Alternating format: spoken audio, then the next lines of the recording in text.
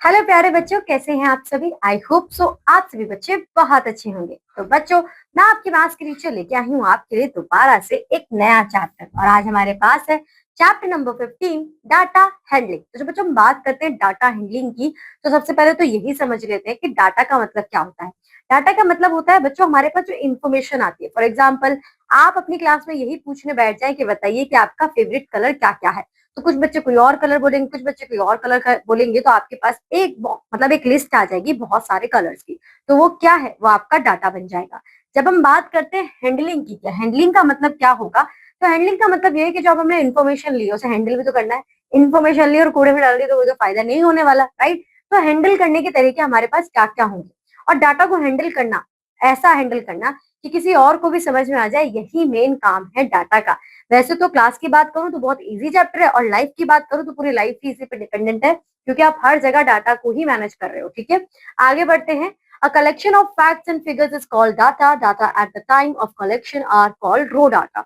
जब आप उन सबसे उनके कलर्स नेम पूछ रहे थे, उनके फेवरेट कलर्स नेम, तो वो क्या था, वो रो डाटा था। Raw data have to be arranged to make them useful. Let's understand various terms related with the processing of data. सबसे पहले हमारे पास आती है collecting data. At many times people collect information in their surroundings about number of people, their age, education, etc. We call it as taking a survey. The information or the set of facts collected in the form of numerical figures is called data. यानी कि जो numerical form में हम collection करते हैं, that is referred as your data. Now, recording and organizing data. After collecting data, we prepare a table to record the collected data in a systematic way. For counting, we use tally marks. We use to represent each tally marks. These is your tally marks. यही तो आपके tally marks है जो आप represent करते हो. Symbols are used to represent 1, 2, 3, 4, 5 objects respectively. Frequency. The number of times an observation repeats itself data. It's called its frequency.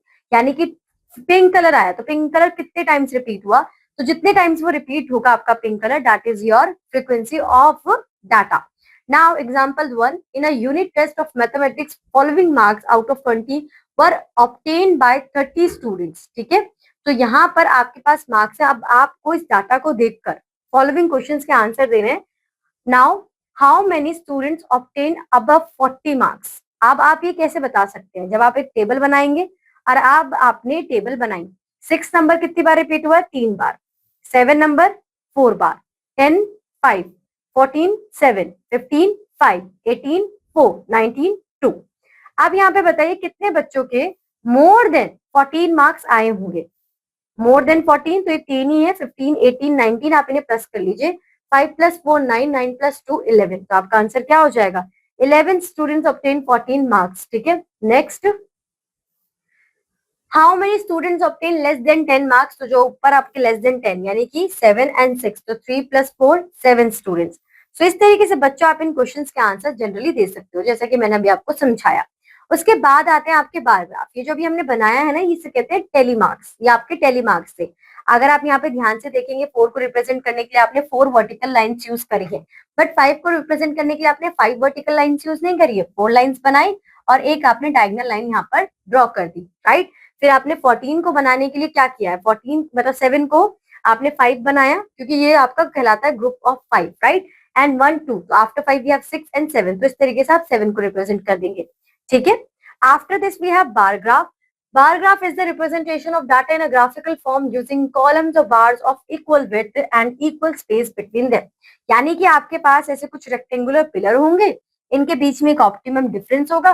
एक आपके पास आपकी फ्रीक्वेंसी, आपका में नंबर्स को मेंशन करने के लिए आपका वाई एक्सिस होगा, जहां पर आप ये बार ग्राफ्स को मतलब इन रेक्टेंगुलर पिलर्स को पुट करेंगे, ये आपका एक्स एक्सिस होगा, और इसकी हेल्प से आप अपने डाटा को आराम से शो कर दोगे. अब यहाँ पर हमें क्या बोला हुआ है, consider the bar graph given below. The title written on top of the graph suggests that the graph shows how many students reach school by which mode of transport. यानी कि हर एक बच्चा कैसे कैसे स्कूल पहुंचता है.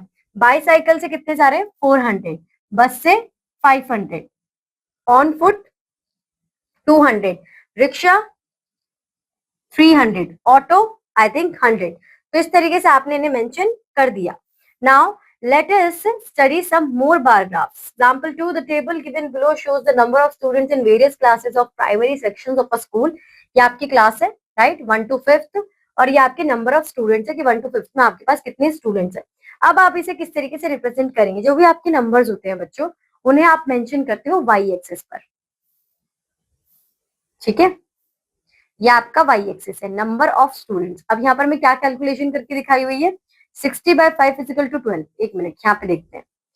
Draw two lines O X and O Y, यानी कि कुछ इस तरीके की लाइन है आपकी, जो मैं अभी आपको आगे दिखाऊंगी, ठीक है। अब यहाँ पर ये perpendicular to each other as shown in the given figure, we call the horizontal line O X and X axis. ये आपकी जो लाइन है, ये आपकी जो स्लीपिंग लाइन है, ये आपकी होगी एक्स एक्सिस, और ये जो आपकी वर्टिकल लाइन है ये आपकी होगी वाई एक्सिस, ठीक है। Now choose the scale only wise, यहाँ पर आपको स्केल चूज करना है वो भी 1 पर। तो यहाँ पर आप ध्यान से देखेंगे कि आपने यहाँ पर 5 है, 10 है, 15 है, 20 है। आपको स्केल वो चूज करना होता है बच्चों जिससे आपकी इजीली सारी रिप्रेजेंटेशन हो जाए, ठीक है। एंड मेक श्योर दैट कि सबके बीच में गैप आपका इक्वल होना चाहिए। 10 एंड 5 के बीच में 5 का गैप है, 15 एंड 10 के बीच में 5 का गैप है, 20 एंड 15 के बीच में भी 5 का गैप है। Now starting at a distance of 1 centimetre from Y axis, draw rectangles of equal width with heights, यानी कि अगर आप 60 ले रहे हैं और उसे डिवाइड कर रहे हैं 5 से, तो कितना होगा 12 सेंटीमीटर। 55, तो 50 को 5 से डिवाइड करें 10 सेंटीमीटर, 45 को 5 से 9 सेंटीमीटर। तो इस तरीके से आप इन्हें डिवाइड करेंगे। क्यों किया है आपने, यहाँ पर देखिए पहले 60 है तो पहले 5 से डिवाइड किया 12, 50 5 से किया तो आपका 10, तो सबको 5 से आप डिवाइड कर रहे हो, और जितना जितना आपका मेजरमेंट आएगा उतने बड़े आप अपने ग्राफ्स यहाँ पर शो कर दोगे। क्लास फर्स्ट के लिए आया था 12, तो आपने 12 तक ड्रॉ करा, सेकंड के लिए आया था 10, थर्ड के लिए आया था 9, तो इस तरीके से आप अपने बार ग्राफ को ड्रॉ कर दोगे। मैंने इतनी अच्छी तरीके से क्यों बताया, क्योंकि जब क्वेश्चन आपके पास आएंगे तो मेरे पास ना तो ग्राफ पेपर है, राइट, और ना मेरे पास इतना स्पेस होगा। मैं आपको ओरली एक्सप्लेन करूंगी और आपको इसी तरीके से उन्हें समझना है और अपने एक्सरसाइज के क्वेश्चन को सॉल्व करना है, ठीक है। अब यहाँ पर देखिए फिर से हमें एक बार ग्राफ बनाने के लिए कह दिया है, represent the data by bar graph, use a scale of 1 centimetre of 10 marks on the vertical axis. तो यहाँ पे 0 to 10, 10 to 20, 20 to 30, 30 to 40 इस तरीके से हमने रिप्रेजेंट करा है। और ये मार्क्स है जो बच्चों के आए हैं अभी, अचंतिया, देवांश, ठीक है। तो अब आप अभी के लिए देखिए, तो आपने लिया 10 का गैप, तो आप यहाँ पे 80 डिवाइडेड बाय 10 करेंगे तो कितना करेंगे, आपको बनानी है 10 सेंटीमीटर की लाइन, ठीक है। तो आप 10 सेंटीमीटर कैसे ड्रॉ कर दोगे। उसके बाद आपके पास आएगा चिंते अगले 60, 10 से डिवाइड करोगे तो 6 आएगा, तो 6 सेंटीमीटर की आप लाइन यहाँ पे ड्रॉ कर दोगे, ठीक है। तो इस तरीके से आप ये ड्रॉ करोगे। Now we have exercise 15.1. Given below are the numbers of children in 25 families in a locality. Answer the following question. ठीक है। A, fill in the tally marks and frequency columns of the table given below. तो ये क्या है मतलब, 0 का मतलब 0, आपका 1, 1 का मतलब 1, ये आपका 5 एंड 5, 5 प्लस 5 10, फिर आपका 5 प्लस 4 9, ये आपका कितना है 4। तो आपने अपने टेलीमार्क्स कंप्लीट कर लिए। आप जब टेलीमार्क्स कंप्लीट कर लिए बच्चों, तो क्वेश्चन को आंसर करना बहुत इजी हो गया आपके लिए। Question number B, how many children have no siblings, ये है only 1। How many families have 3 children, so 3 children है 4 फैमिलीज के पास। How many children do most families have, so 2 बच्चे मतलब नहीं, एक बच्चा जनरली हर एक फैमिली के पास है। पार्ट ई का आंसर आप खुद दोगे, ठीक है। फिर question number 2, the number of students who failed in different classes of school in the terminal examination in the year 2023 are given below, draw a bar graph to represent this information. तो मैंने आपको already बताया हुआ था कि मैंने आपको वहां पे समझाया है, जैसे मैंने वहां पर आपको समझाया वही आपको यहाँ पर करना है। आप अपना एक क्या करेंगे, वाई एक्सिस ड्रॉ करेंगे, एक्स एक्सिस ड्रॉ करेंगे। वाई एक्सिस पर आपका स्केल होगा, यहाँ पर आप ले लीजिए गैप 0, 2, 4 और 8 का, ठीक है। अब यहाँ पर आप आराम से 8 तक शो कर रहे हैं, 0, 2, 4 से 4 के बाद 6 आएगा, 6, फिर आप यहाँ पे 8 इस तरीके से मेंशन करेंगे। फर्स्ट क्लास के लिए कितना दिया हुआ है 8, तो टिल 8 तक आप मेंशन यहाँ पे कर देंगे।